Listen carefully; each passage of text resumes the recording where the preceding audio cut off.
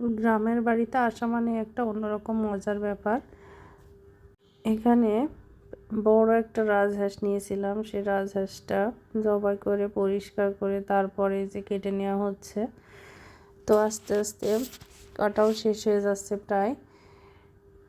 এখানে কিন্তু এই রাজহাঁসটা মরগ হাঁস ছিল, মরগ যেটাকে বলে। তো এই রাজহাঁসটায় 3 কেজি মাংস হয়েছে। তো এখন এগুলা ভালো করে মাংসটা কাটার পরে ধুয়ে নিব। একটা বোলের ভিতরে মাংসগুলো সব দিয়ে তারপর একটা একটা করে ধুয়ে তুলে নিচ্ছি। রাজহাঁসের মাংস পছন্দ করে না এরকম মানুষ খুব কমই আছে। তো আমার তো ভীষণ পছন্দের একটি খাবার হচ্ছে রাজহাঁসের মাংস আর রুটি, যেটা হচ্ছে আতপ চালের গুঁড়া দিয়ে তৈরি করে সেই রুটিটা। তো ওটা সিটা রুটি কিংবা এমনি রুটি আর কি। তো আমার ওইটা ভীষণ পছন্দের খাবার। তো আপনারা যারা যারা পছন্দ করেন রাজহাঁসের মাংস অবশ্যই কমেন্টস করে জানাবেন আমাকে। এখানে বড় একটা কড়াই নিয়ে নিয়েছি, কড়াইতে মনে হয় 7-8 কেজি মাংস ধরবে। তো ভিডিও দেখা যাচ্ছে ছোট, কিন্তু কড়াইটা আসলে অনেক বড়। তো বড় কড়াইতে নাড়তে সুবিধার্থে সেই জন্য আমি এই কড়াইটা নিয়ে নিয়েছি। আর এই কড়াইতে 1 কাপ পরিমাণ পেঁয়াজ দিয়ে একটু নেড়ে চেড়ে নিলাম। তারপর এখানে যে মশলাগুলো দিয়ে দিয়েছি, তেজপাতা, লবঙ্গ, তারপর হচ্ছে এলাচের খোসাটা দিয়েছি, কালো যে বিসি অংশটা সেটা আমি বেটে দিয়ে দিই। তারপর দারুচিনি দিয়েছি, তেজপাতা দিয়েছি, সবই দিয়ে দিয়েছি, গোলমরিচ। এখন এর ভিতরে বেটে রাখা আদা, রসুন, জিরা এগুলো সব দিয়ে দিচ্ছি। তো এগুলোও আস্তে আস্তে দিয়ে দেওয়া হয়ে গেল প্রায়। এখন এই যে এগুলো একটু পানি দিয়ে ভালো করে কষিয়ে নিব। আর মশলাটা আপনার যতটা কষানো সুন্দর হবে ততই খেতে টেস্টি হবে খাবারটা। যেহেতু হাঁসের মাংস কিন্তু সব সময়ই একটু টেস্টি হয়।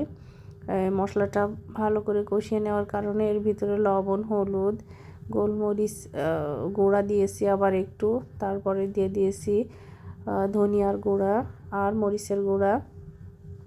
এখানে কয়েকটা কাঁচামরিচও দিয়েছি, আপনারা যারা স্কিপ করতে চান করবেন, সমস্যা নাই।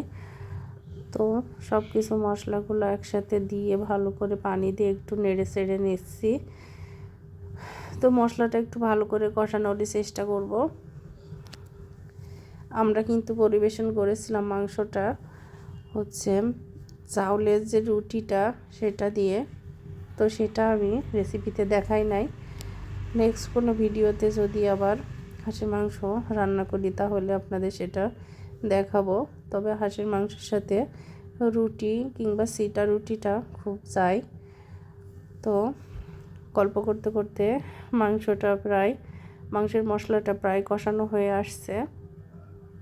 তারপরেও আরেকটু ভাজা ভাজা করতে হবে, পানিটা শুকিয়ে আসছে। এখন এই যে এর ভিতরে যে তেলটা ছেড়ে দিয়েছে, এখন একটু নেড়ে চেড়ে আবারও আরেকটু ভেজে নিব মশলাগুলো। তারপর সেই কেটে রাখা মাংস যেটা ধুয়ে রেখেছিলাম সেগুলো সব দিয়ে দিব কড়াইয়ের ভিতরে। এখন এই যে সবগুলো মাংসই দিয়ে দিচ্ছি। এই হাঁসটাতে মানে কাটার পরে 3 কেজি মাংস হয়েছে। তো সেই 3 কেজি মাংসই কিন্তু রান্না করছি, যেহেতু আমরা সবাই বেড়াতে আসছি বাড়িতে। তো বাসায় ভাই বোন সবাই যখন একসাথে হয় তখন তো মাংসটা একটু বেশিই লাগে। তো সেজন্য পুরা হাঁসটাই রান্না করছি। তো যাই হোক, মাটির চুলাতে রান্না যারা পছন্দ করেন, মাটির চুলার খাবার যারা পছন্দ করেন, তারা অবশ্যই চেষ্টা করবেন একটু হাঁসের মাংসটা মাটির চুলাতে রান্না করার জন্য। মাটির চুলাতে রান্না করলে হাঁসের মাংস কিন্তু ভীষণ মজাদার হয়। যারা গ্রামে থাকেন তারাই ভালো জানেন। শহরে তো মাটির চুলায় রান্না করার তেমন সুযোগ হয় না, খুবই কম। বিশেষ করে ঢাকাতে, অন্যান্য ছোট শহরে তো হয়। তো যাই হোক, ব্যাপার না, মাটির চুলাতেই রান্না চলছে। তো মাংসটা ঝোলটা শুকায়ে, পানিটা শুকায়ে যে শুকনো শুকনো হয়ে আসছে। তো তেলের ভিতরে মাংসগুলা ভালো করে একটু নেড়ে চেড়ে ভেজে নিব। হাঁসের মাংস যেহেতু, তাই একটু ভালো করে ভেজে নিতে হবে। আর এতে করে মাংসের টেস্টটা কিন্তু অনেক ভালো আসবে। যারা কষা মাংস পছন্দ করেন তারা কিন্তু আস্ত মশলা দিয়েই মাংসটা কষবেন, তাহলে মাংসটাও কষা হবে। আর কষা মাংসের ক্ষেত্রে বাটা মশলা ব্যবহার করলে কিন্তু আপনার মাংসের মাংসটা কষবে না, শুধু মশলাটা কষবে আর কি। যাই হোক, তো এখন এই যে আমরা প্রায় হাঁসটা হয়ে গেছে, পানিটা শুকিয়ে গেছে। তো এখন এ পর্যায়ে সেই কড়াইতে আবার দিয়ে দিলাম পানি। তো পানিটা একটু বেশি দিয়ে দিয়েছি, মাংসর থেকে বেশি পরিমাণ হবে সেরকম।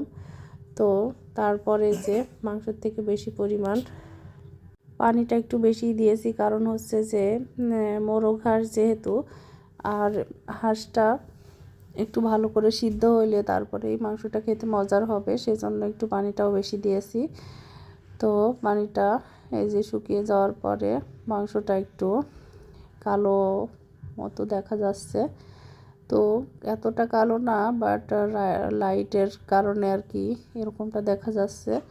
পাশে এখানে যে পোলাও ভাত রান্না করা হচ্ছে, তো পোলাও ভাতটাই দেখাচ্ছি। এখানে কিন্তু রুটিও বানাইছিল, তো রুটিটা দেখানো হয় নাই, পোলাও ভাতটাই দেখাচ্ছি শুধু। তো এই যে আবারও পানি দিয়ে দেওয়া হয়েছে মাংসটা ভেজে ভেজে নেওয়ার পরে। এ পর্যায়ে যে একটু ফুটে উঠলে নামিয়ে নেব। তারপরে যে এখানে নিয়েছি এলাচ, জিরা, দারুচিনি, ভালো করে এগুলা ভেজে নিব। ভেজে নেওয়ার পরে যখন একটু ঠান্ডা হবে তখন সেগুলাকে একটা হামানে দিয়ে গুঁড়া করে নিব। তারপরে সেই গুঁড়াগুলোকে আবার এই মাংসে দিয়ে তারপর একটু নেড়ে চেড়ে দিব। হাঁসের মাংসে যেহেতু প্রচুর আয়রন থাকে, সেজন্য হাঁসের মাংসটা একটু কালোই হয়, তবে এতটা কালো হয় না যতটা কালো দেখাচ্ছে। যাই হোক,